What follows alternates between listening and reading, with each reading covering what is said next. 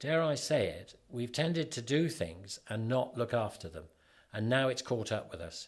We are now going into a stage where, look, hang on, lads, we've got to be realistic here. If you put something into the fort, if you build something, you've got to look after it. And that doesn't mean just putting a coat of paint on it.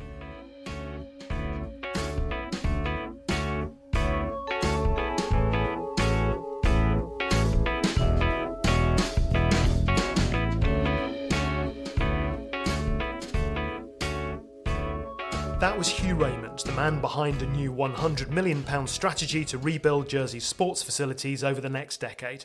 Those massive plans are the subject of the first Bailiwick podcast with me, James Filial. Thanks for listening.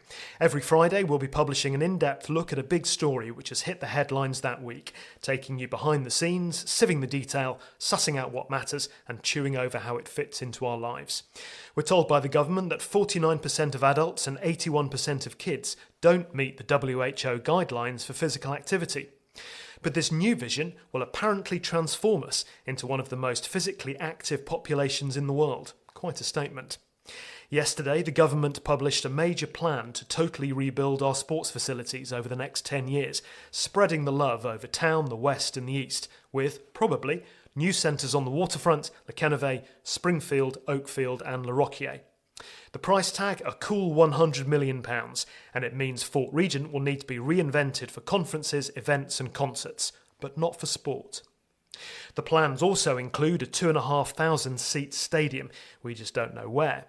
The very rough time frame is early next year, better facilities at Springfield and Oakfield. Sport users move out of the fort, which is then redeveloped by 2027. Finally. Then it's Le Rocquier, it gets the facilities out east by the end of 2024. Next is the Island Stadium, delivered by mid-26. Then Springfield, transformed by 2028. A sports and wellbeing centre in town, probably the waterfront, by 2030. And last to be completed is Llanelli, rebuilt by 2032.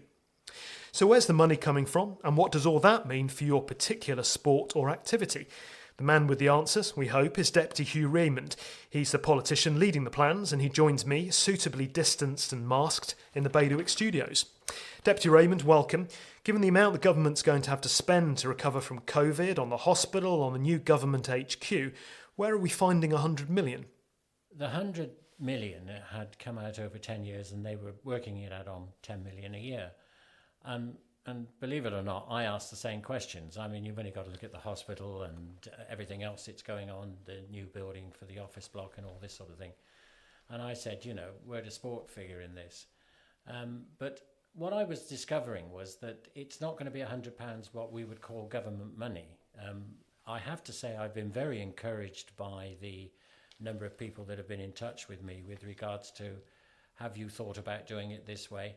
And we actually have had, and I mean this, we have had offers of people wanting to do things to help out. And it's not necessarily the normal route, the ones that say rugby, football, if you took the senior sort of more predominant sports, we've got other people coming up with ideas. So my view is that it won't be £100 million that the states will be paying.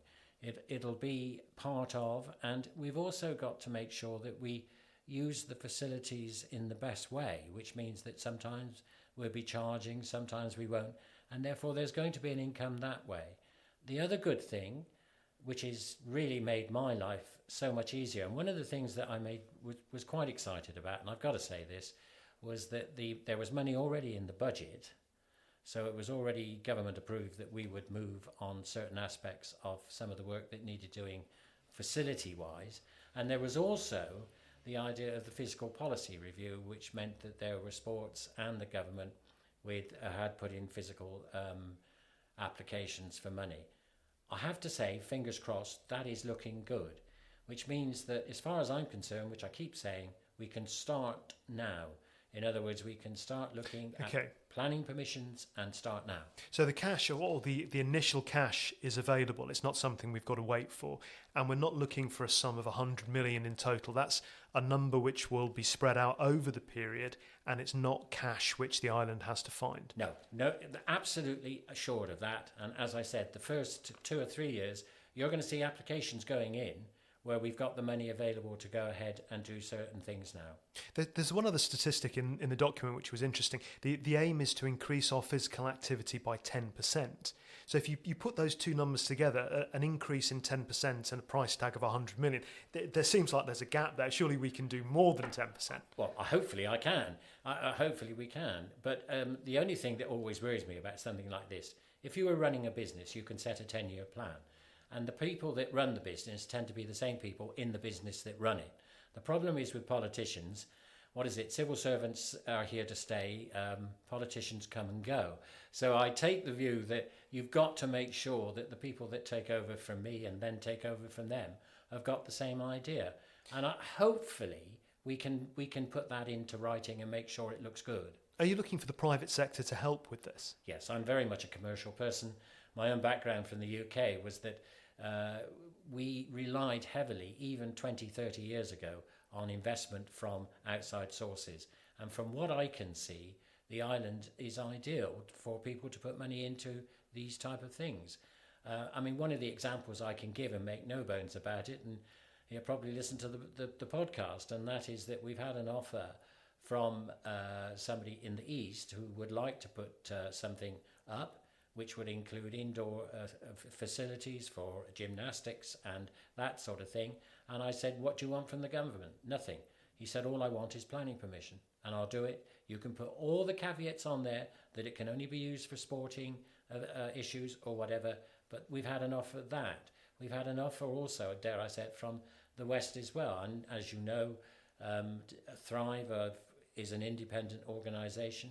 And I think you'll find, as I sit as Assistant Minister for Health as well and Infrastructure, there are people out there that will use those facilities and will pay for those facilities. We've still got to make sure, as you rightly said right at the beginning, and that is that people still got to be able to afford to go there. Okay, so that link with the private sector probably takes us to the fort. So one of the other big headlines which has come out of it is that effectively this is the end of sport in the fort, or it will be over the next year once the current users move out. Why is that? Why is sport not right for that venue in your mind? Well, in my mind, I didn't know too much about it because I had two kids, or still got two kids. Sorry, that sounds awful. But they loved going up to the fort when we came over for holidays because my wife's parents lived here. And it was great, and there was coffee bars and things to do, and the kids loved it. The swimming pool, and dare I say it, the swimming pool and everything else was there.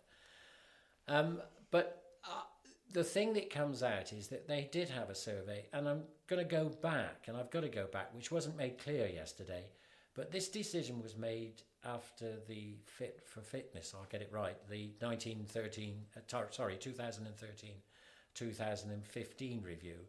And it was decided then that the fort needed a lot spending on it.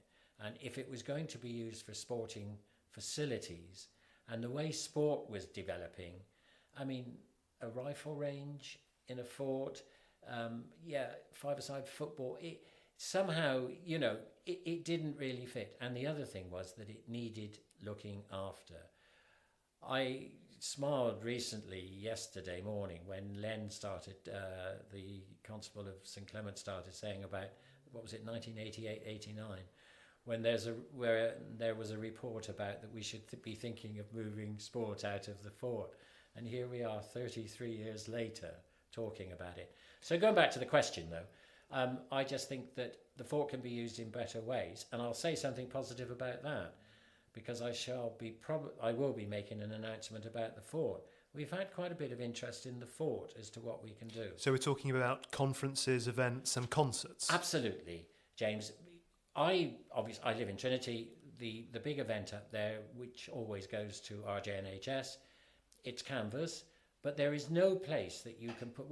You can't put the JSO up there. And if you took the fort out of the system, where do things like that go? But that does beg the question, though, that you've got to pay for the redevelopment of the fort. So you've got to pay for the redevelopment of a Napoleonic fortress. There's a lot of cost involved in that. Will holding events and concerts up there, will that generate the revenue to do that? Yes, it will, because I'm smiling for the simple reason. I think in the past that, I don't want to criticise politicians, but if you go back, it is there was always wanting to be a return. Now, if somebody came along to you, James, and said, right, Fort Regent, if you let us have Fort Regent for 10 years at £1 a year, and we'll turn it into a conference centre, hotel and everything else, are you going to insist that you want more money for the rent? Because who's taking the risk? The government's not taking the risk. They'd have to adhere to all the planning and rules and regulations. So that's how you see that developing as yes, absolutely. And again, we have had some sort of interest. The other thing is coming up in list form is the heritage sort of situations happening in the UK. Suddenly the old castles are coming back into play. People want to walk round them, want to see what happened. So you've got heritage, you've got auditoriums, you've got outside concerts, and there's all sorts of things you can do. And if somebody's prepared to do it, and this is the world we live in now, post-COVID, I think that then we go to those sort of people. Okay, that still sounds that it's quite vague, though, that there's not a definite plan. And this is one of the most iconic sites in the island. Could you not be more definite at the moment? Yes, I can. I can't be definite now if you get, because I think that would be unfair. But we've had, let's say, we've had people looking round, and they've given us some really great ideas. And from those people looking round, we've had suggestions. And we've also had, well, have you thought about doing this? We might be interested.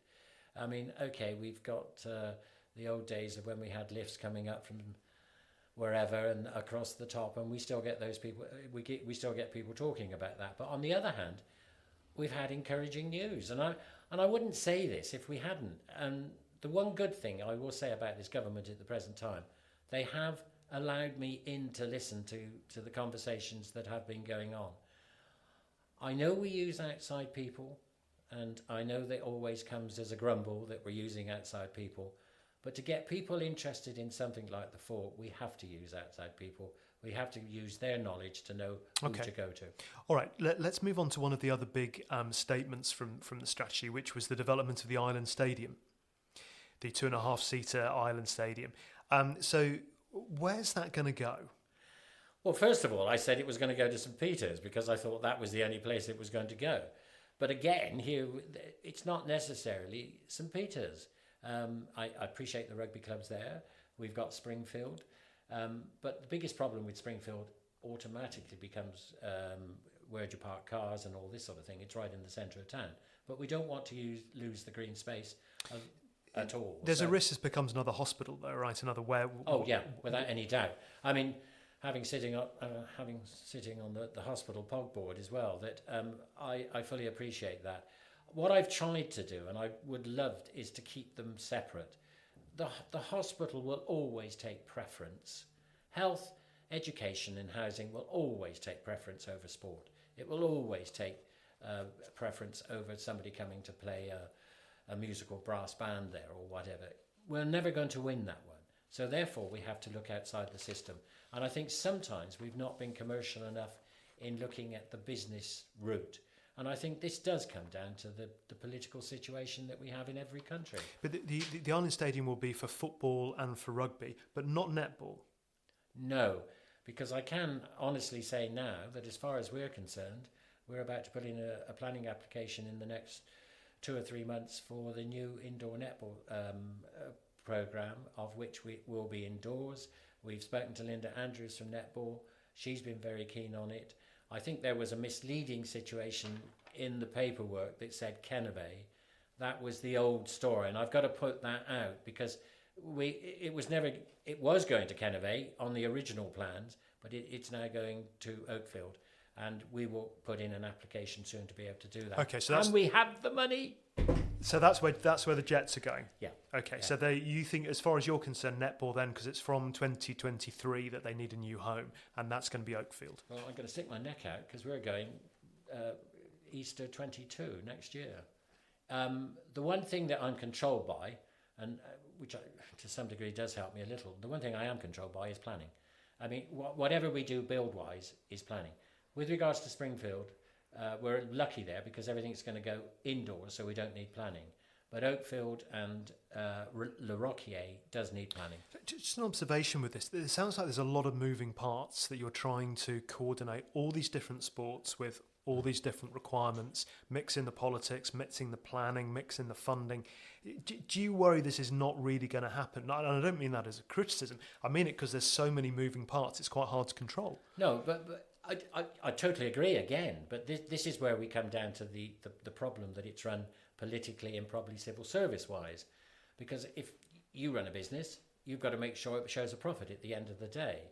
If we could only get into our heads that we've got to look at it as a business. And I know there's going to be people saying, oh, it should be for everybody and therefore the state should be heavily involved. I've got to say I disagree with that. We need money in from outside sources.